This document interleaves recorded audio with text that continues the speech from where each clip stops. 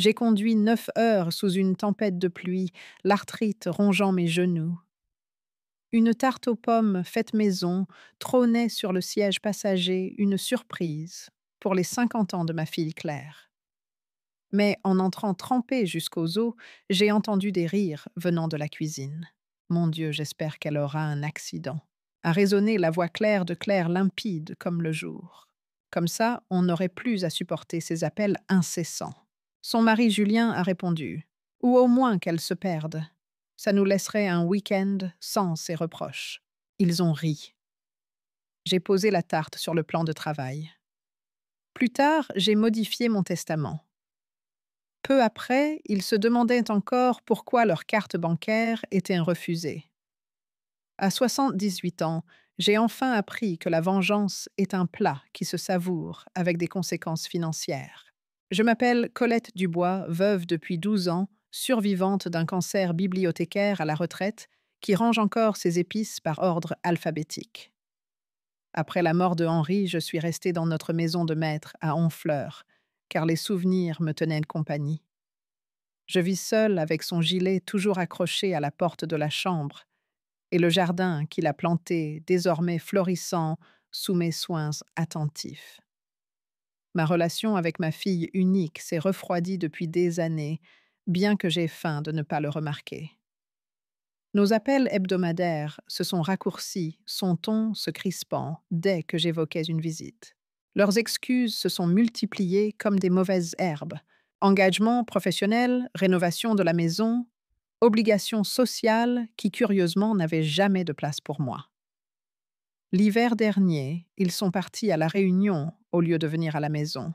Le travail est insensé, m'a expliqué Julien tandis que leurs publications sur les réseaux sociaux montraient des cocktails en bord de mer et des croisières au coucher du soleil. Je me suis blâmée.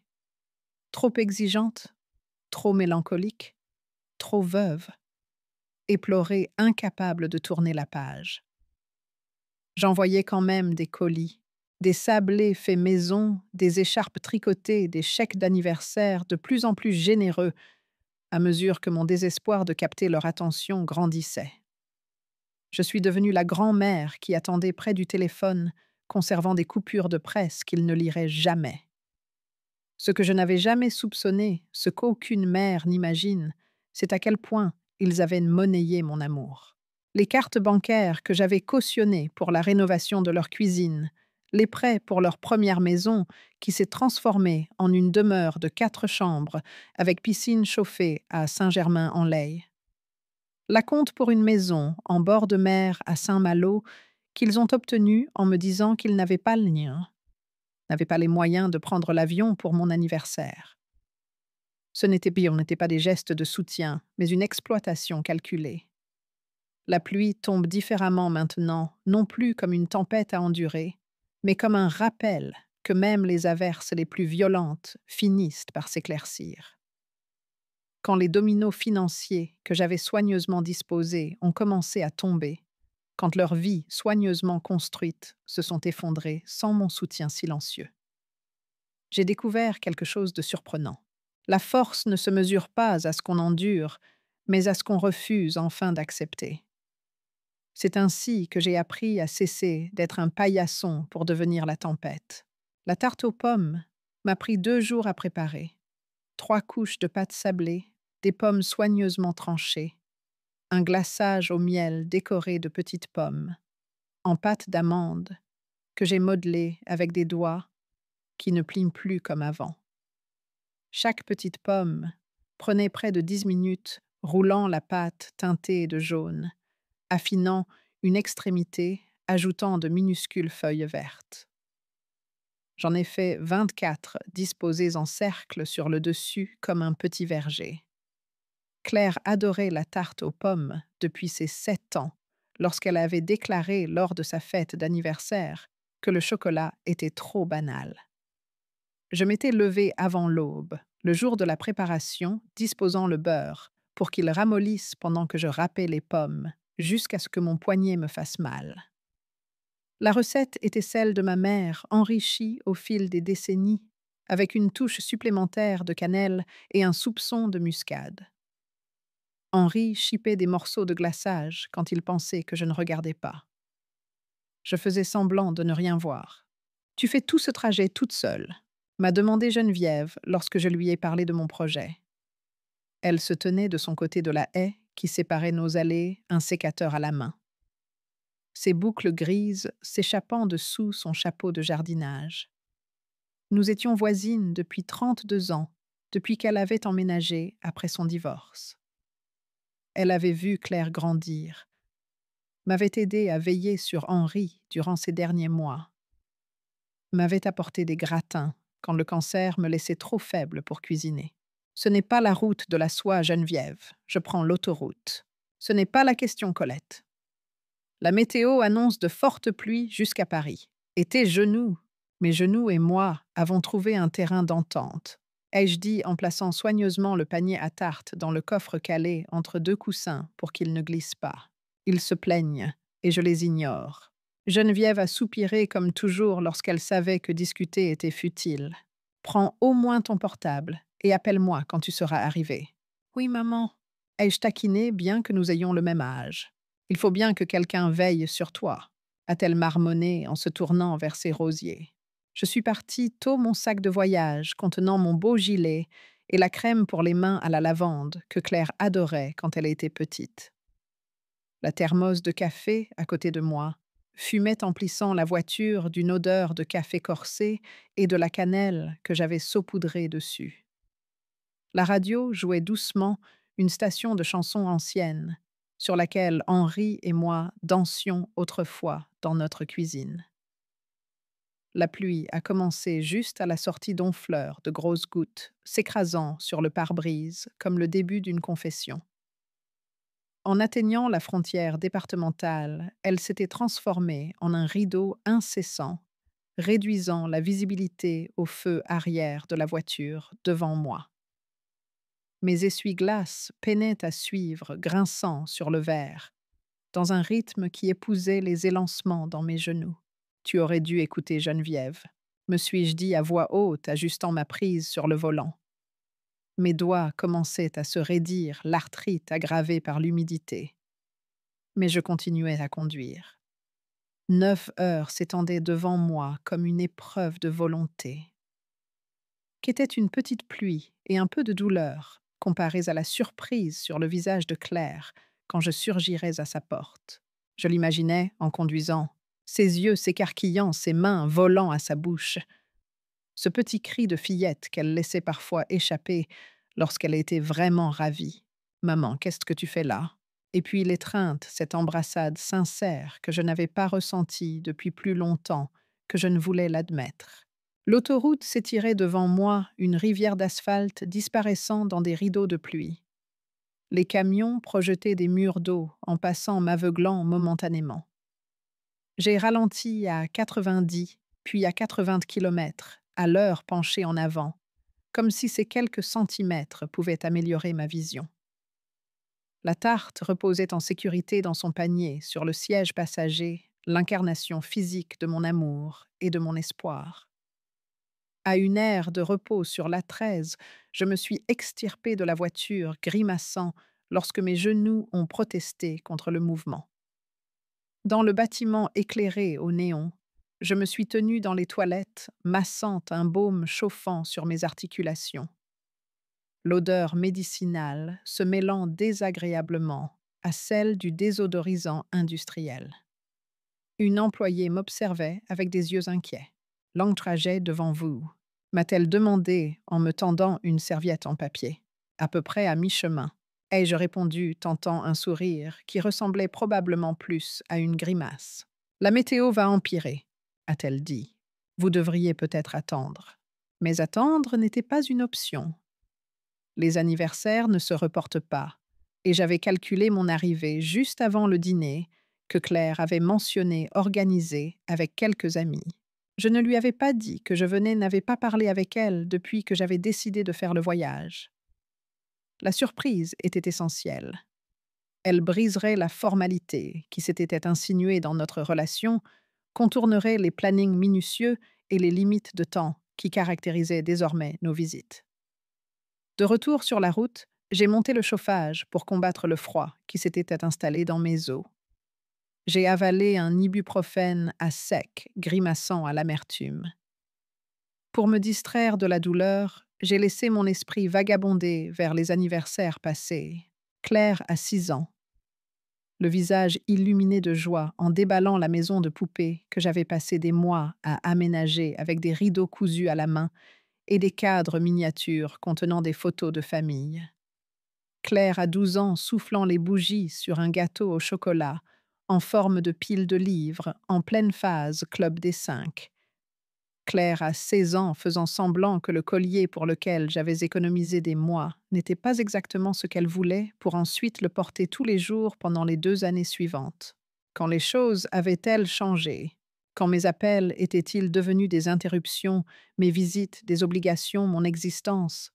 Quelque chose entre l'inconvénient et l'embarras. Je ne pouvais pas identifier le moment précis. Peut-être après la mort de Henri, quand le chagrin m'avait rendue plus dépendante que je ne l'avais jamais été, ou quand elle avait épousé Julien, dont la maison de vacances familiale et l'abonnement à un club de golf faisaient apparaître ma modeste maison de maître pittoresque, plutôt que chaleureuse, ou peut-être quand je suis tombée malade, et que la possibilité de devoir s'occuper de moi est devenue un spectre planant sur sa vie soigneusement orchestrée. La pluie s'est intensifiée en entrant dans les Yvelines, tambourinant sur le toit comme des doigts impatients. Un camion s'est renversé devant obligeant la circulation à avancer au ralenti autour des véhicules d'urgence, leurs gyrophares se reflétant sur le bitume mouillé. Mon GPS a recalculé, ajoutant du temps à mon arrivée. En début d'après-midi, mon corps était une symphonie de plaintes. Tcha-tcha. Lombaire spasmodique snookerait des genoux, irradiant de douleur malgré le médicament. Mais la détermination est un analgésique à part entière. J'avais conduit sous des tempêtes de neige pour emmener Claire à ses cours de danse, naviguer sur des routes inondées pour assister à sa remise de diplôme universitaire.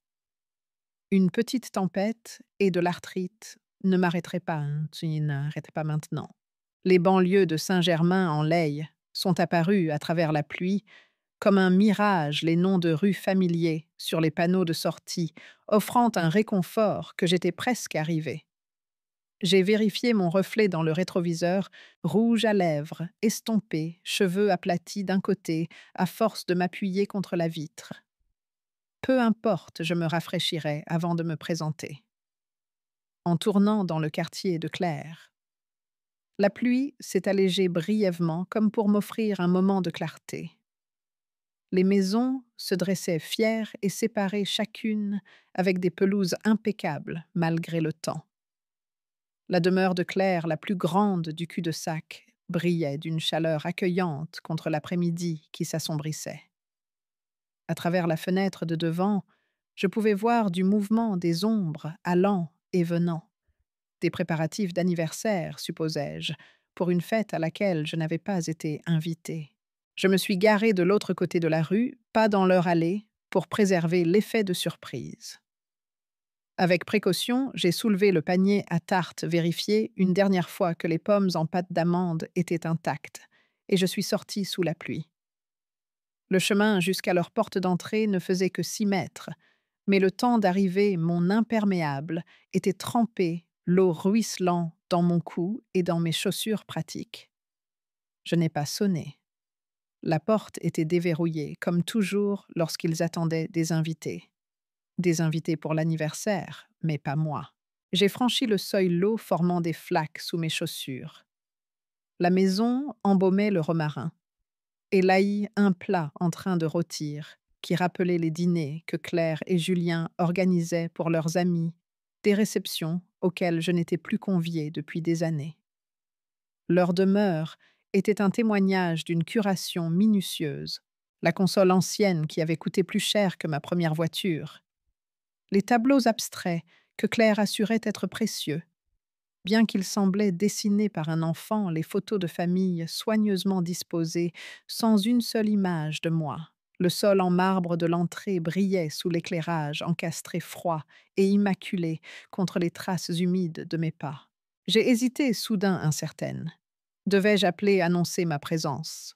Le panier à tarte pesait lourd dans mes bras, le poids des attentes plus écrasant que ces 3 couches de pâte. Des voix flottaient depuis la cuisine, des rires ponctuant la conversation qui coulait entre ma fille et son mari. J'avançais lentement, répétant mon entrée. Surprise. Trop banal. Joyeux anniversaire, ma chérie. Trop mielleux. Peut-être un simple bonjour suffirait. J'étais sur le point de tourner au coin quand j'ai entendu mon nom. Maman a encore appelé ce matin, a dit Claire, sa voix portant cette pointe que j'avais remarquée récemment. 3e fois cette semaine. Qu'est-ce qu'elle voulait encore? La voix de Julien légèrement ennuyée. Je me suis figé le panier à tarte, devenant lourd dans mes bras. Comme d'habitude. Parler de rien pendant 1 heure. Me rappeler qu'elle est seule. Me faire culpabiliser de vivre ma vie. Mon souffle s'est coupé. J'aurais dû partir à ce moment-là, faire demi-tour et m'en aller avec ma dignité intacte, mais mes pieds semblaient cloués au sol. Mon corps incapable d'obéir à l'ordre de battre en retraite. Au moins, elle ne s'est pas invitée pour ton anniversaire. A dit Julien. Tu te souviens l'an dernier. Elle est restée 5 jours. Ne m'en parle pas. J'ai dû me cacher dans notre chambre pour avoir un peu de paix. Chaque mot frappait comme un coup physique. Je restais parfaitement immobile, la pluie goûtant de mon manteau sur leur parquet ciré. Elle a mentionné qu'elle pourrait venir bientôt, a continué Claire. Je lui ai dit qu'on était débordés par le travail. Bien. La dernière chose dont on a besoin, c'est qu'elle débarque sans prévenir. L'ironie aurait pu être amusante si elle n'avait pas été si dévastatrice. Je les imaginais tels qu'ils devaient être. Claire à l'îlot de la cuisine, hachant des légumes. Julien remuant quelque chose sur la cuisinière. Leur domesticité, une performance l'un pour l'autre, plutôt qu'une expression authentique de chaleur. Mon Dieu, j'espère qu'elle aura un accident, a soudain dit Claire, et mon cœur s'est arrêté. Comme ça, on n'aurait plus à gérer ces appels constants. Juliana rit, ou au moins qu'elle se perde. Ça nous donnerait un week-end sans ces reproches. Leur rire se mêlait poison et miel. Le panier à tarte tremblait dans mes mains. Ma fille, la même enfant que j'avais soignée pendant la varicelle, conduite aux urgences à minuit, dont les projets scientifiques j'avais sauvés à 2 heures du matin, dont les cœurs brisés j'avais consolés avec des glaces et de la patience, venait de souhaiter ma mort. Et son mari, l'homme qui avait promis d'honorer la famille qu'il rejoignait, avait ri. Je ne me souviens pas d'avoir décidé de bouger. Mon corps m'a simplement porté dans la cuisine, où il se tenait, Claire hachant des légumes. Julien remuant quelque chose sur la cuisinière exactement comme je l'avais imaginé. Leurs visages, lorsqu'ils m'ont vu, le choc vidant leurs joues de couleur, leur bouche s'ouvrant en cercle parfait d'horreur. Le temps s'est suspendu à cet instant.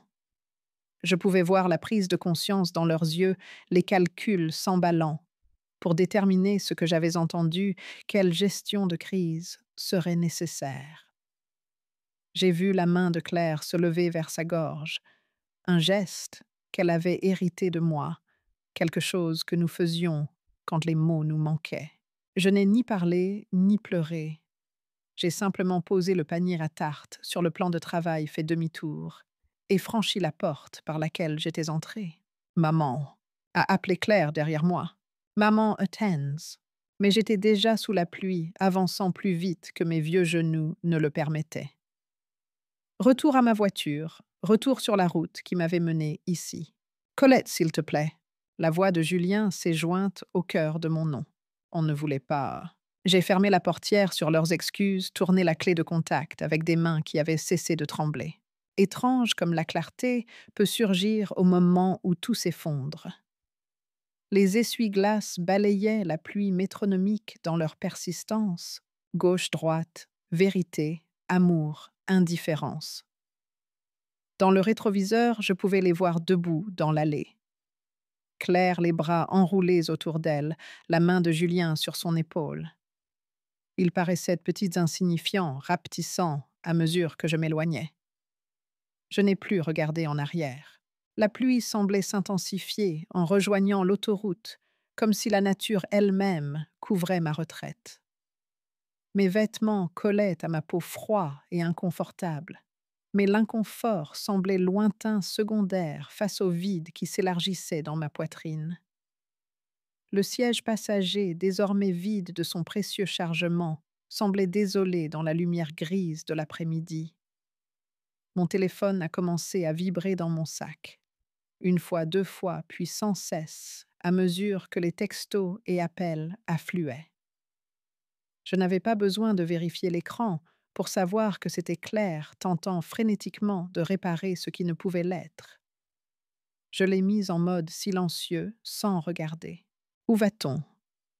Quand la maison s'avère être une illusion, quand l'amour sur lequel on comptait se révèle conditionnel, quand la relation qu'on a nourrie se dévoile comme une obligation. L'autoroute s'étendait devant moi, un ruban de possibilités aucune, ne menant à ce que je croyais vrai il y a 1 heure. J'ai conduit sans but jusqu'à ce que le voyant d'essence s'allume sa lueur persistante, me rappelant que même en crise émotionnelle, les questions pratiques exigent de l'attention. Un motel est apparu à travers la pluie, l'un de ces établissements routiers au décor démodé et à la propreté douteuse. L'enseigne clignotante, Chambres Libres, semblait un présage offrant non seulement un abri, mais l'anonymat. La chambre sentait le désinfectant, et la cigarette froide, le couvre-lit fleuri, imitant mal la gaieté. Je me suis assise au bord du lit, toujours dans mes vêtements humides, et j'ai fixé le papier peint jusqu'à ce que mes yeux se brouillent. Pour la première fois depuis que j'avais entendu ces mots dévastateurs, je me suis autorisée à ressentir tout le poids de ce qui s'était passé. Ce n'était pas seulement une remarque cruelle prononcée dans un moment de frustration.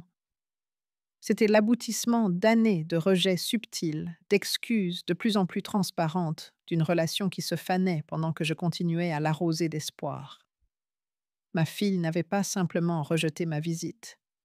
Elle avait rejeté ma place dans sa vie. Mon téléphone a vibré 17 fois cette nuit-là. Je n'ai pas répondu. Le matin est arrivé à travers les rideaux fins du motel. J'avais dormi dans mes vêtements trop engourdis pour me soucier du confort. Dans la lumière crue de la salle de bain, je reconnaissais à peine mon reflet. Yeux creux ridés autour de la bouche plus marquée. J'ai pris une douche et enfilé les vêtements de la veille, puis vérifié mon téléphone. 27 appels manqués, 42 messages. Maman, rappelle-nous s'il te plaît. Tu as mal compris. On plaisantait, ce n'était pas à propos de toi. Colette, laisse-nous t'expliquer. Maman, je m'inquiète. Où es-tu? Ce n'est pas juste. Tu me fais peur. Dis-nous au moins que tu vas bien. Si tu ne rappelles pas, je devrais appeler la police. Le dernier était un bluff. Claire ne prendrait pas le risque d'expliquer pourquoi sa mère âgée avait fui dans la détresse. J'ai posé le téléphone face cachée et considéré mes options. Je pouvais rentrer chez moi, faire comme si rien ne s'était passé. Je pouvais les confronter, exiger des excuses. Ou je pouvais faire quelque chose de totalement différent. Ce n'était pas la première déception. Il y avait eu de plus petites trahisons que j'avais ignorées, l'hiver où ils avaient annulé, prétextant que Julien avait la grippe, puis publié des photos d'une station de ski dans les Alpes sur les réseaux sociaux. La visite d'un week-end où mes affaires de toilette avaient été déplacées de la salle de bain des invités dans un placard avant l'arrivée de leurs amis. Le cadeau de fin d'études que j'avais envoyé à la nièce de Julien, qui m'avait valu une carte de remerciement adressée à Monsieur et Madame Lefebvre, comme à des étrangers. Des moments que j'avais écartés comme des maladresses formaient désormais un motif que je ne pouvais plus ignorer. Au lieu de rentrer à Honfleur ou de retourner chez Claire, j'ai entré une nouvelle adresse dans mon GPS, une résidence à Caen assez proche pour récupérer ce dont j'avais besoin chez moi assez loin de Claire, pour maintenir une distance, un espace où je pourrais réfléchir sans le poids de la routine. Mon téléphone a sonné à nouveau. Pas Claire ni Julien, mais Geneviève. Colette, Dieu merci, je t'appelle depuis hier. Vas-tu bien? Je les ai entendus, Geneviève. J'ai entendu ma fille dire qu'elle espérait que je crache ma voiture et que je meure.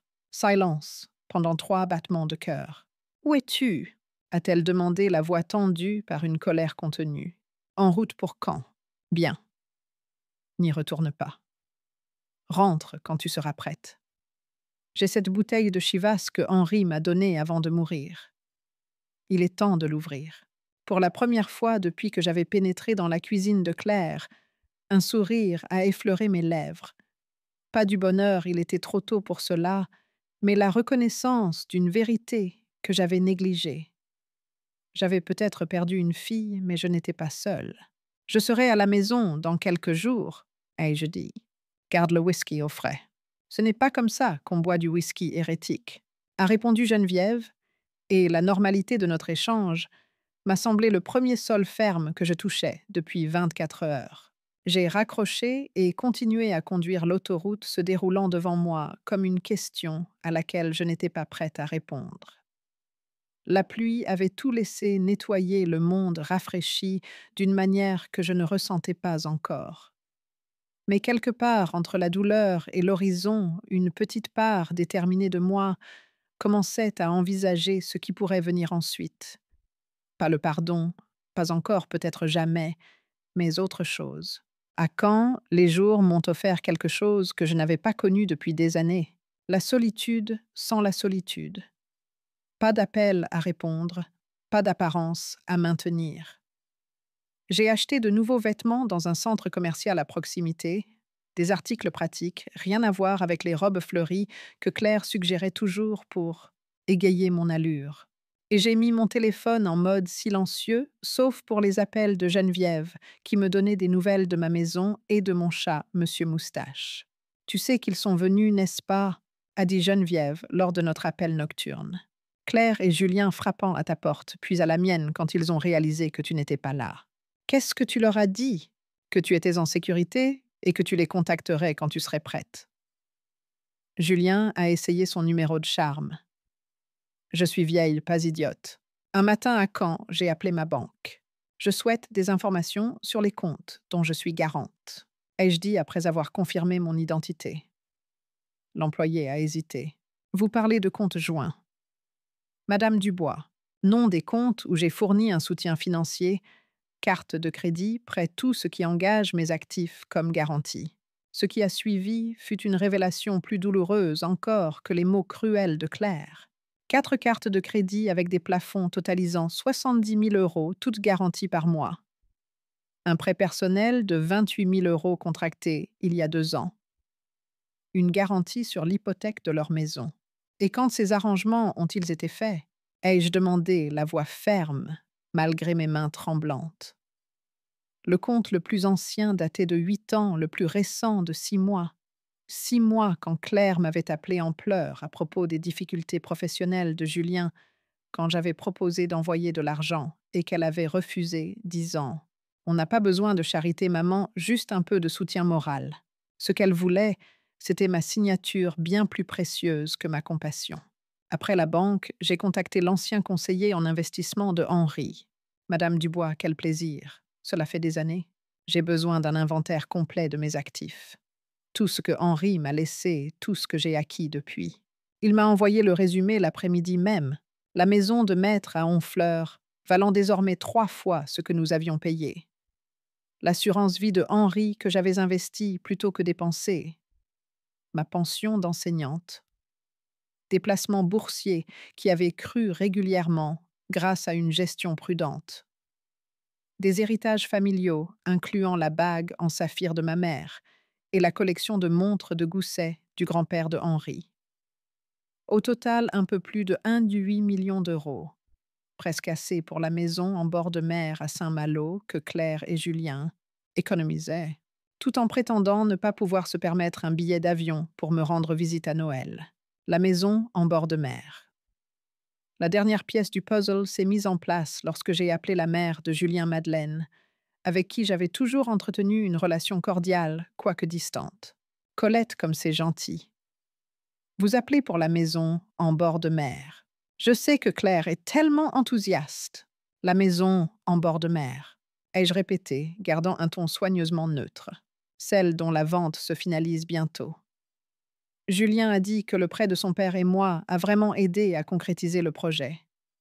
Mais je crois comprendre que vous contribuez aussi.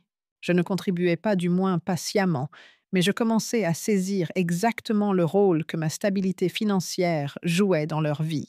Ce soir-là, assise sur le lit de l'hôtel, entourée de documents imprimés et de notes, j'ai reconstitué une chronologie de manipulation financière et émotionnelle si méthodique qu'elle ne pouvait être que délibérée. Chaque retrait de mon compte émotionnel correspondait à un prélèvement sur mon compte financier. Chaque visite annulée s'accompagnait d'une nouvelle demande de soutien. Chaque rejet de ma place dans leur vie était suivi d'une expansion de ma place dans leurs projets financiers. J'ai pensé à Henri, à la manière dont il avait soigneusement bâti notre sécurité, à sa fierté de m'avoir laissé à l'abri du besoin. Prends soin de Claire, m'avait-il dit dans ces derniers jours, mais ne la laisse pas abuser de ton cœur. Il avait vu ce que j'avais refusé de reconnaître. Dans le miroir de l'hôtel, je ne voyais pas seulement une vieille femme naïve, aveugle à la trahison, mais l'ombre de quelqu'un de plus fort.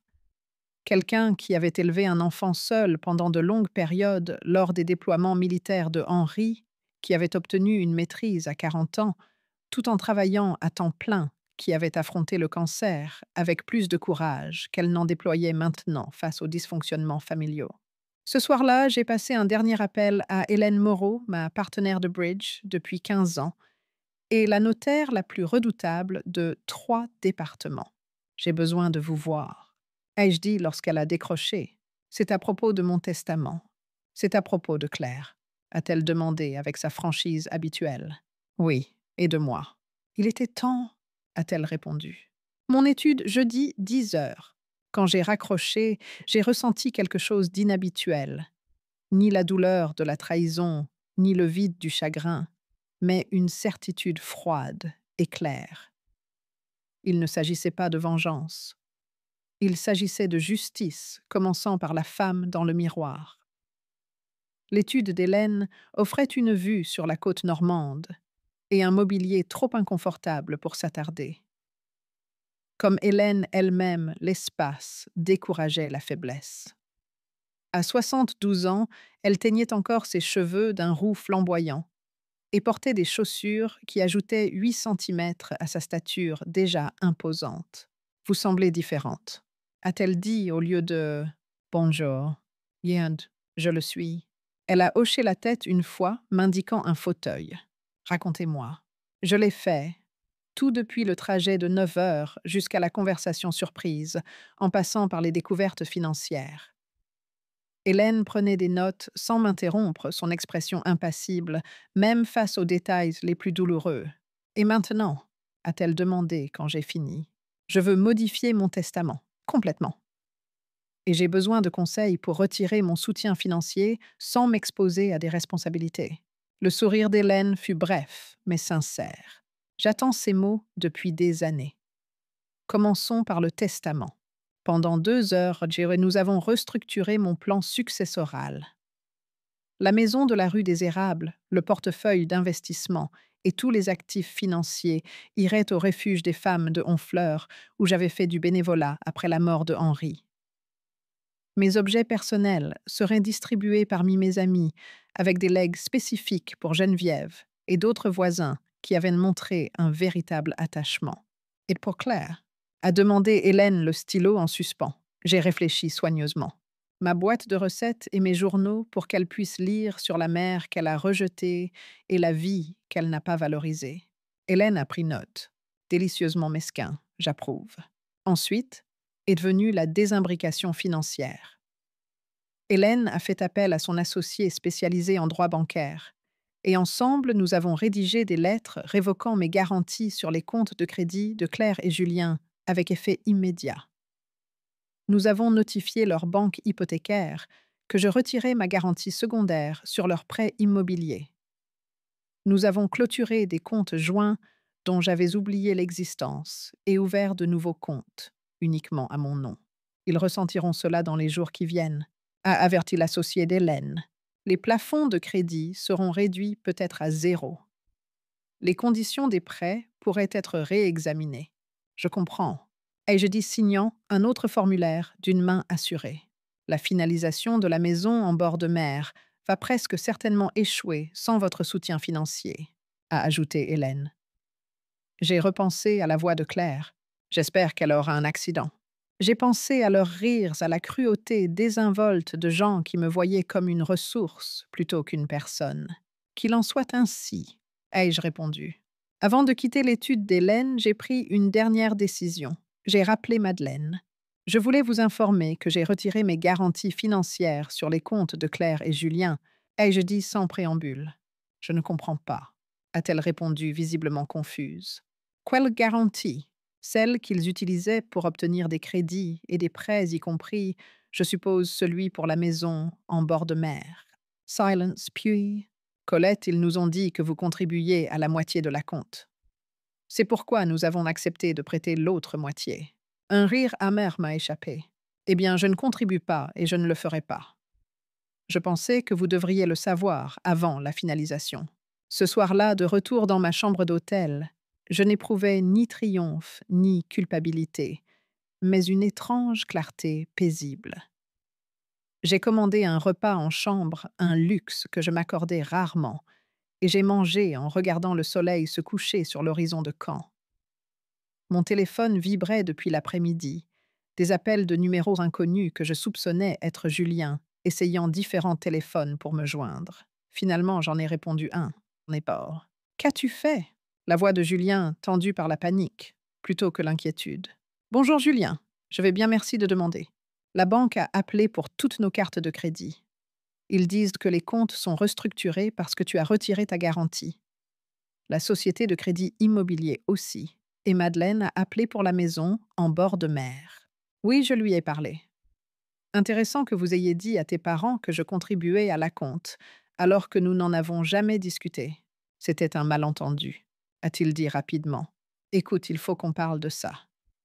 Ce que tu penses avec avoir entendu ce jour-là, je sais exactement ce que j'ai entendu et ce que j'ai appris depuis montre clairement que ce n'était pas un écart momentané, mais un schéma. Colette, s'il te plaît. C'est fini, Julien. Plus de manipulation. Plus de garantie. Plus de financement d'une vie qui m'exclut, sauf quand mon score de crédit est nécessaire. Transmets un message à Claire de ma part. La femme qu'elle espérait voir s'écraser s'est enfin réveillée. J'ai raccroché et bloqué son numéro. Puis j'ai ouvert mon ordinateur portable et réservé un vol pour rentrer le lendemain. 9 heures de conduite m'avaient mené à la révélation. Un vol d'1 heure et demie me porterait vers la résolution. En rangeant mes nouveaux vêtements dans ma vieille valise, je ne me sentais ni jeune, ni vieille, ni victorieuse, ni vaincue, mais autre chose entièrement, libre. Libre des illusions sur l'amour de ma fille, libre des enchevêtrements financiers qui m'avaient liée à des gens qui me souhaitèrent du mal, libre de réécrire les derniers chapitres de ma vie sans obligation envers ceux qui avaient renoncé à toute prétention sur mon cœur. La pluie qui avait accompagné mon voyage jusqu'à Saint-Germain-en-Laye avait laissé place à un ciel clair, comme si l'univers lui-même approuvait ma nouvelle clarté. À 78 ans, j'avais enfin appris que certaines tempêtes ne sont pas faites pour être endurées. Elles sont destinées à balayer ce qui ne mérite plus de tenir debout. De retour chez moi, Honfleur semblait différente. Les pièces familières de ma maison de maître contenaient les mêmes meubles, les mêmes photographies, la même vue sur le pommier que Henri avait planté à la naissance de Claire. Mais je traversais ces espaces comme une nouvelle femme, une femme qui avait enfin reconnu sa propre valeur. Monsieur Moustache m'a accueilli avec son indifférence habituelle, puis a passé la soirée sur mes genoux, comme pour s'assurer que je ne disparaîtrais pas à nouveau. Geneviève a apporté le chivas promis et s'est assise avec moi sur la terrasse, tandis que le crépuscule enveloppait le jardin. Il m'appelle tous les jours, a-t-elle dit, faisant tourner le liquide ambré dans son verre. Claire semble moins inquiète qu'en colère maintenant. Les notifications financières doivent m'être commencer à arriver. Ai-je répondu? Geneviève a haussé les sourcils.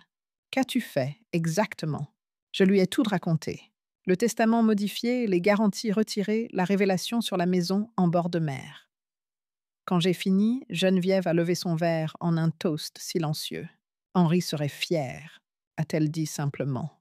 La première lettre est arrivée après mon retour du papier épais, couleur crème, avec l'écriture précise de Claire sur l'enveloppe formelle, d'une manière que notre relation n'avait jamais été. Chère maman, je ne comprends pas ce qui se passe.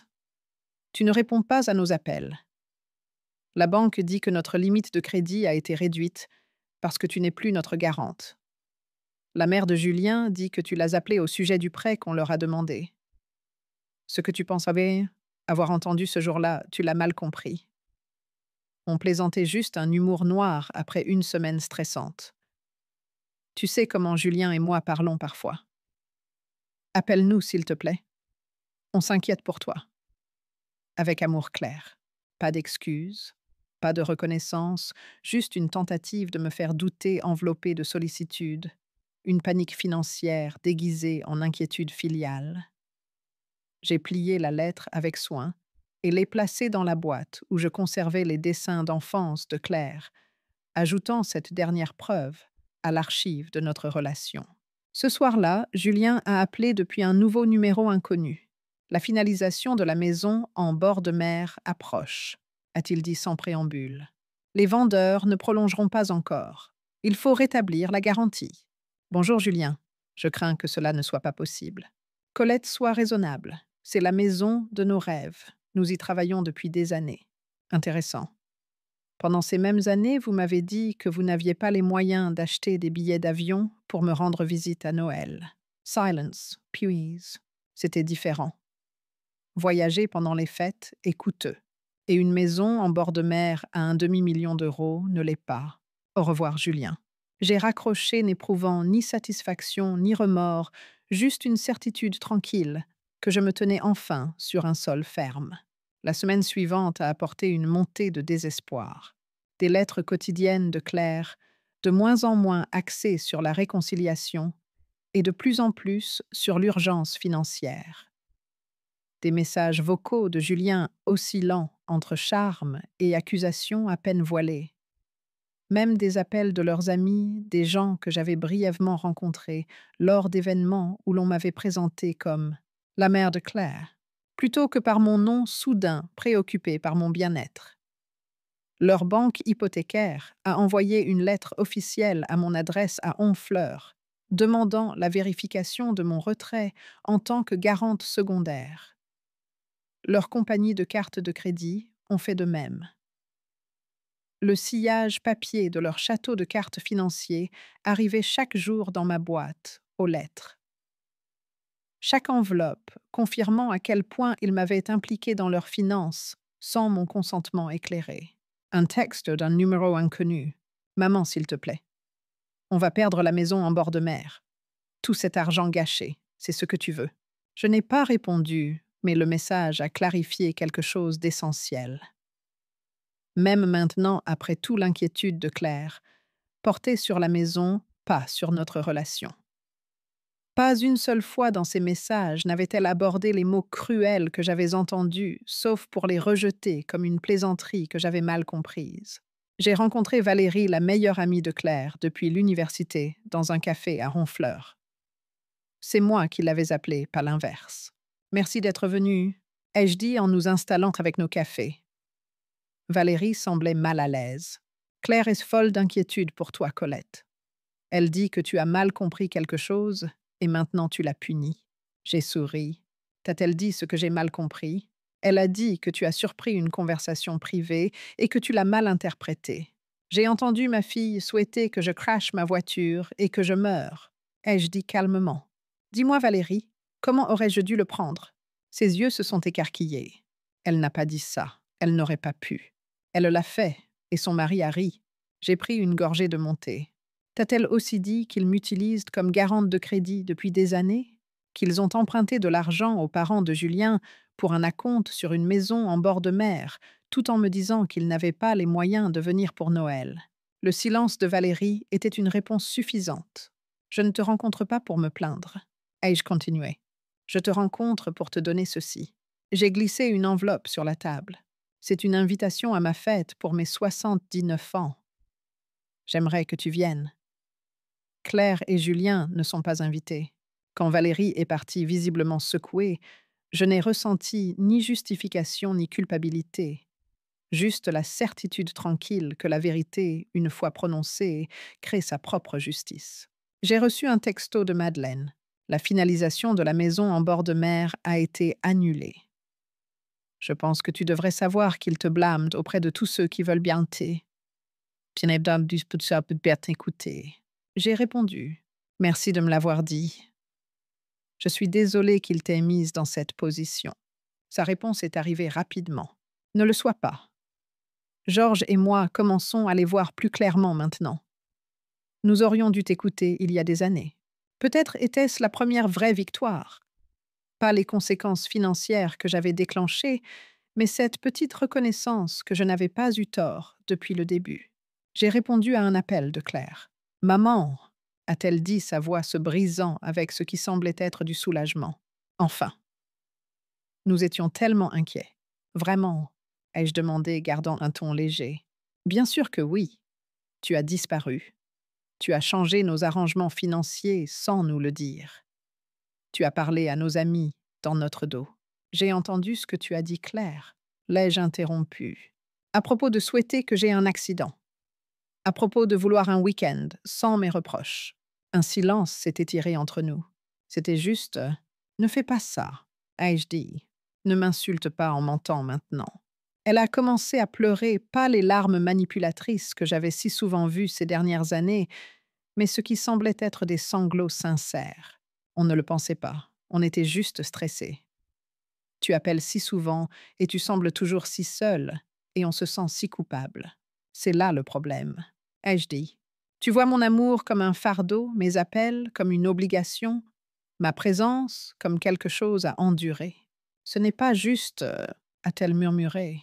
Souhaiter ma mort ne l'était pas non plus, ai-je répondu. Mais nous y voilà. Que veux-tu de moi? A-t-elle finalement demandé. Rien, ai-je dit. C'est tout l'enjeu. Je ne veux plus rien de toi. Ni ton temps, ni ton attention, ni ton affection feinte. J'ai modifié mon testament, retiré mon soutien financier et commencé à construire une vie qui ne tourne pas autour des miettes de ma fille unique. Tu ne peux pas nous couper comme ça, a-t-elle dit, sa voix montant, la panique perçant. La finalisation de la maison en bord de mer a échoué. Nos cartes de crédit sont bloquées. Les parents de Julien posent des questions sur des prêts qu'on ne peut pas rembourser pour l'instant. Et voilà. Pas d'inquiétude pour moi, mais pour ce que je pouvais fournir. C'est pour ça que tu appelles Claire. Pour ouvrir le robinet financier. Non, a-t-elle protesté, mais trop vite. Je veux réparer notre relation. Je t'aime, maman. Vraiment. Parce que l'amour exige du respect. Et le respect exige de l'honnêteté. Tu n'as pas été honnête avec moi depuis des années. Sur tes sentiments, sur vos finances, sur ma place dans ta vie.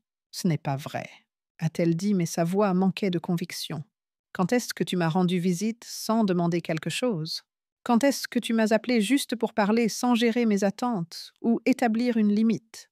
Quand est-ce que tu m'as traité comme une personne que tu valorises plutôt qu'une obligation que tu gères? Son silence était une réponse suffisante. Je ne serai plus ta banque Claire. Et je ne serai plus ton punching ball émotionnel non plus.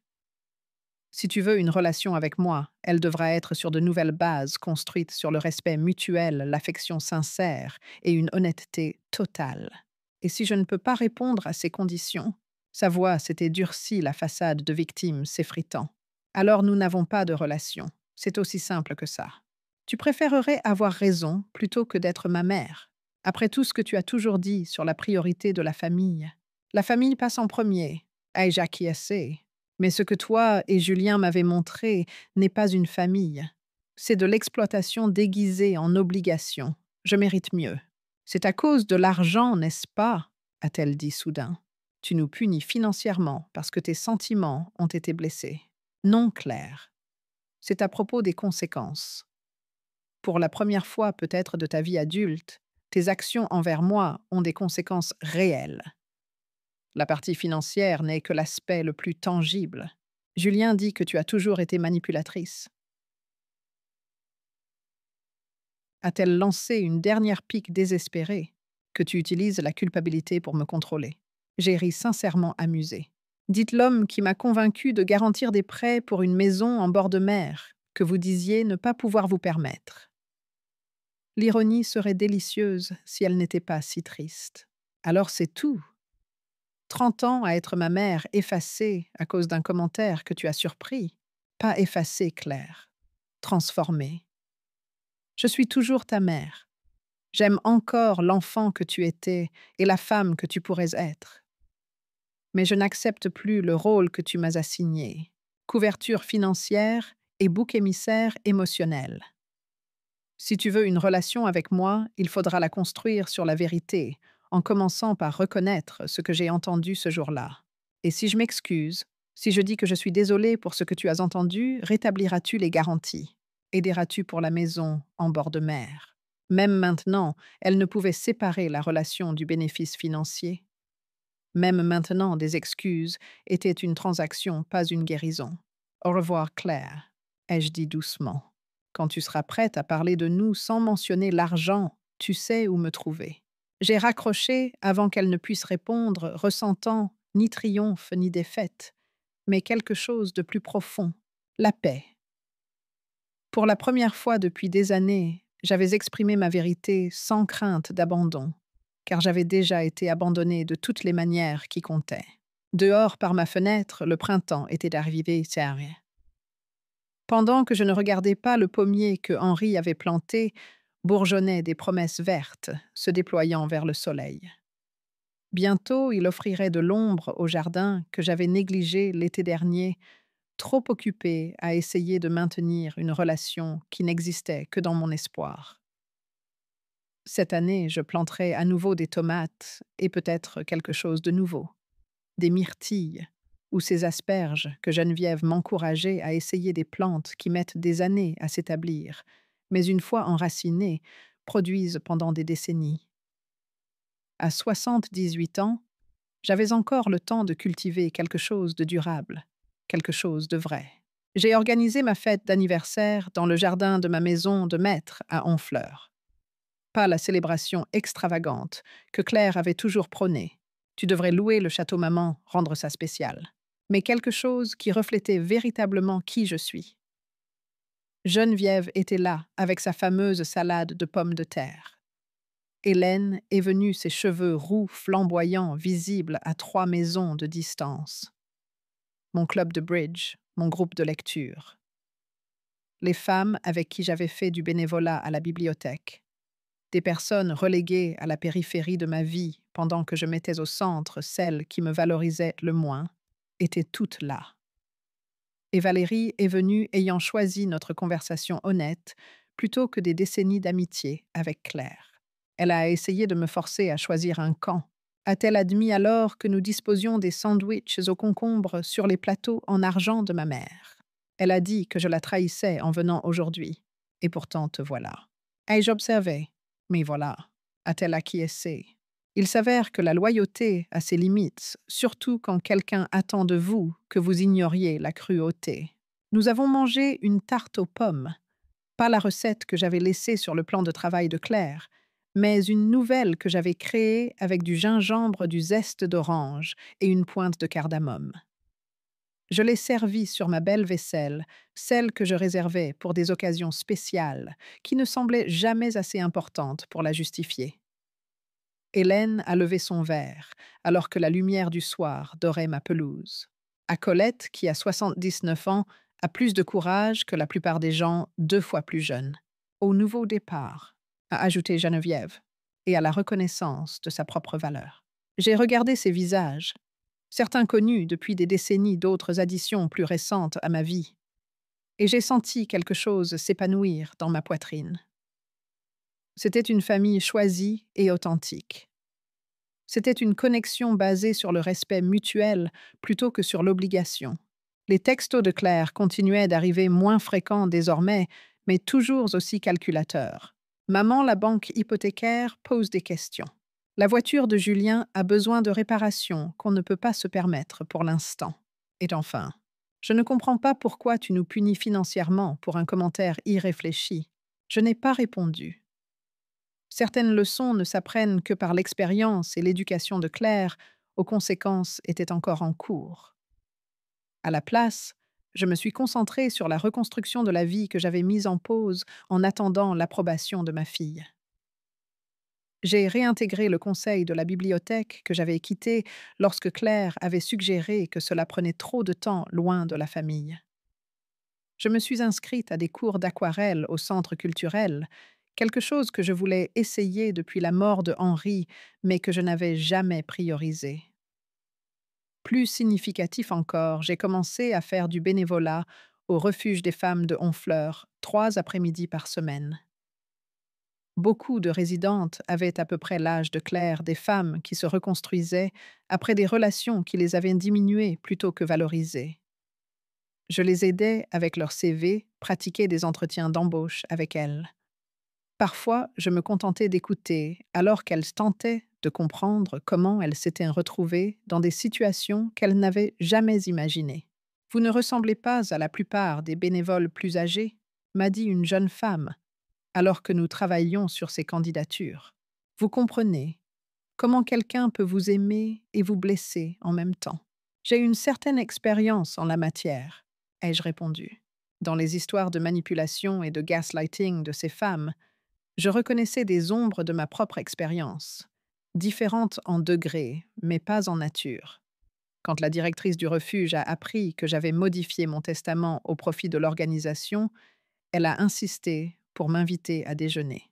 C'est un don remarquable, Colette. Puis-je demander pourquoi? Je lui ai parlé de Claire, de la conversation surprise, de la prise de conscience de l'ampleur dont j'avais été utilisée.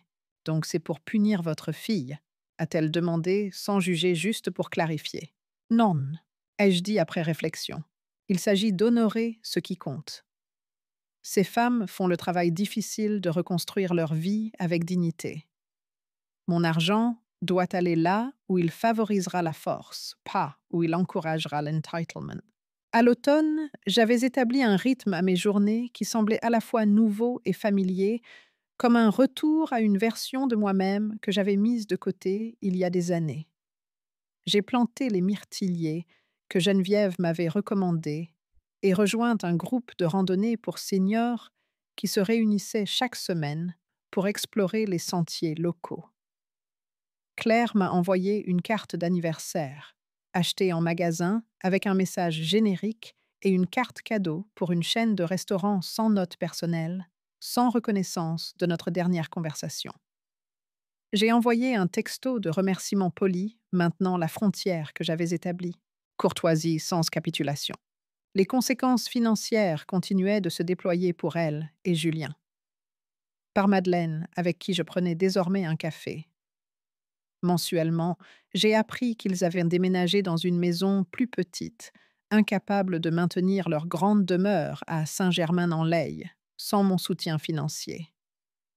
Julien avait pris un second emploi.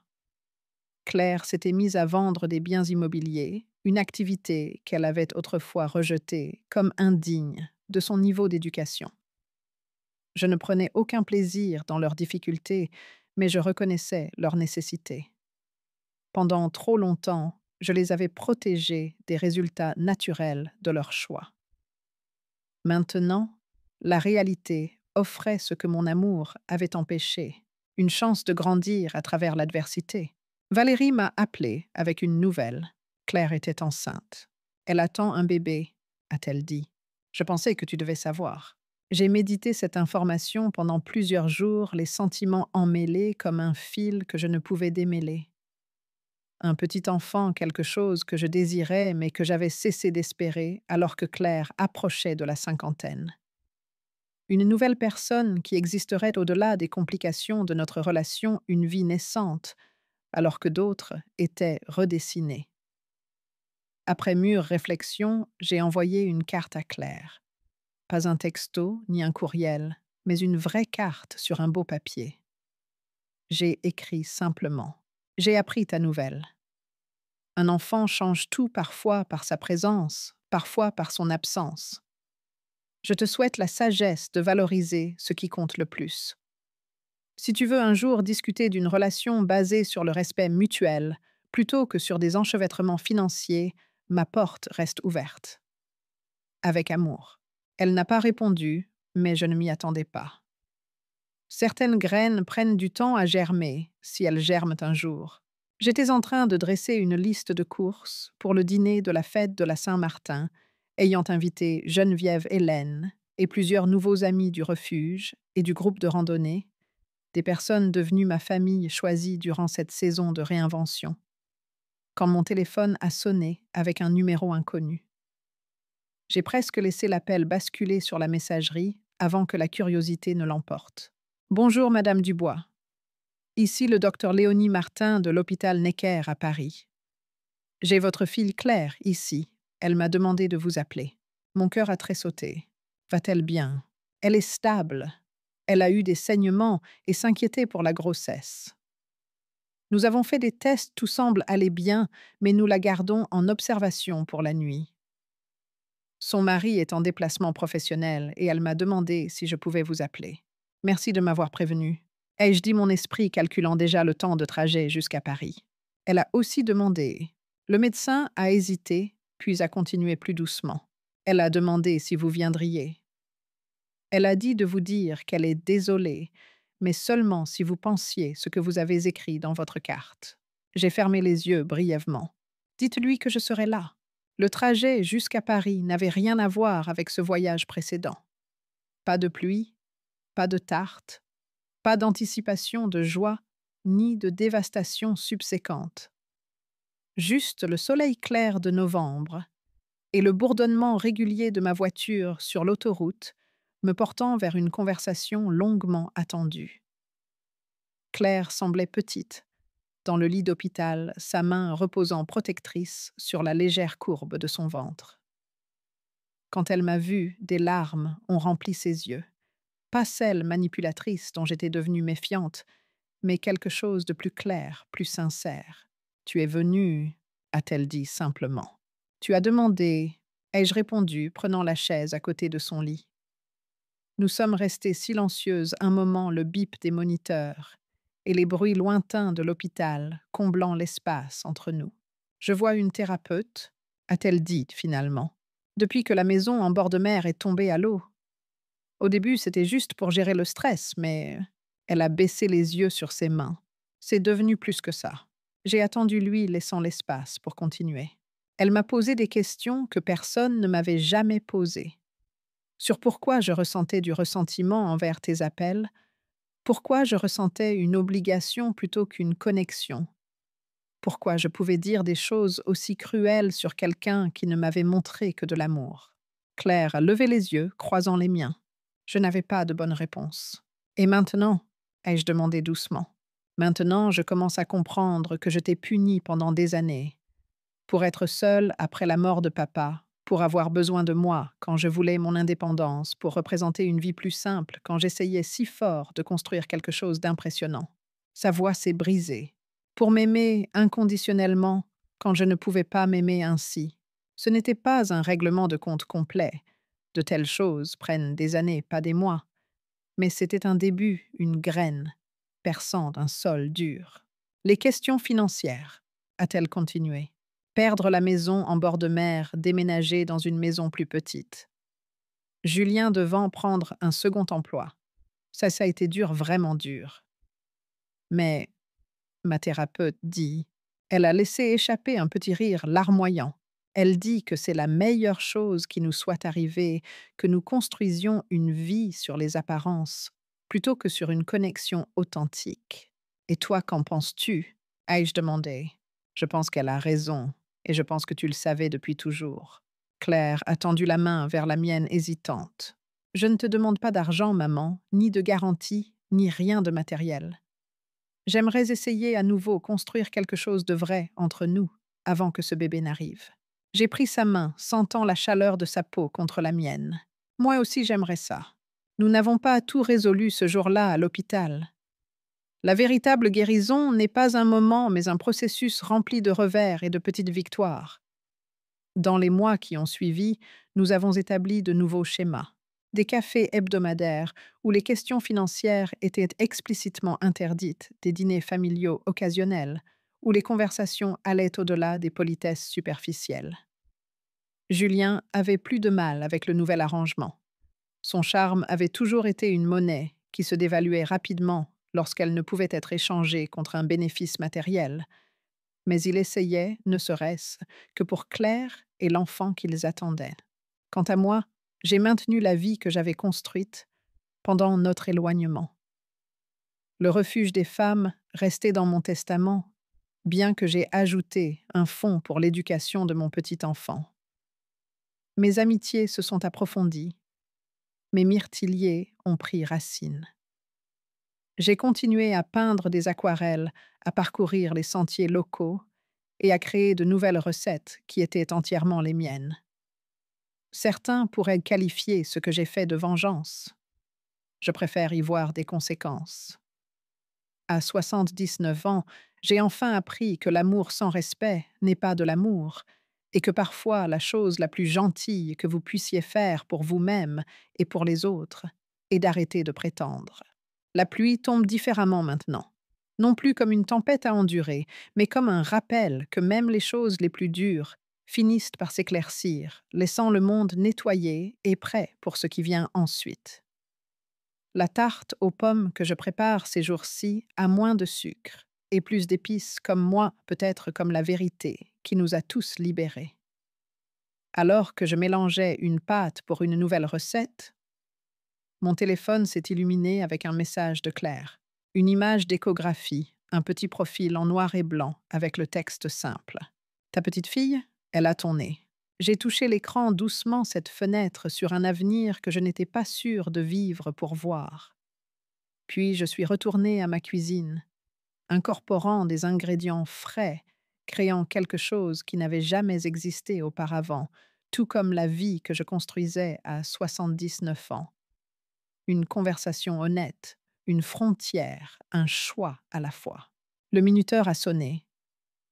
Il était temps de sortir la tarte du four, temps d'avancer les yeux ouverts. Le cœur prudent mais pas fermé, temps d'accepter que certains voyages ne commencent pas avec un trajet de 9 heures sous la pluie, mais avec le courage de dire « Assez, je vaux plus que cela, nous le valons tous ». À 79 ans, sous le pommier d'Honfleur, j'ai appris que la pluie ne détruit pas, elle purifie. De la trahison de Claire à la chaleur d'une famille choisie, chaque pas m'a mené à moi-même. La tarte aux pommes, désormais épicée, porte mon histoire. Moins de sucre, plus de vérité. Une échographie m'ouvre un avenir prudent, mais lumineux. Comme Colette, avez-vous trouvé votre force dans l'épreuve? Partagez votre histoire en commentaire. Abonnez-vous pour d'autres récits de courage et activez la cloche pour ne rien manquer. Ensemble, célébrons la valeur de dire « Je vaux plus que cela ».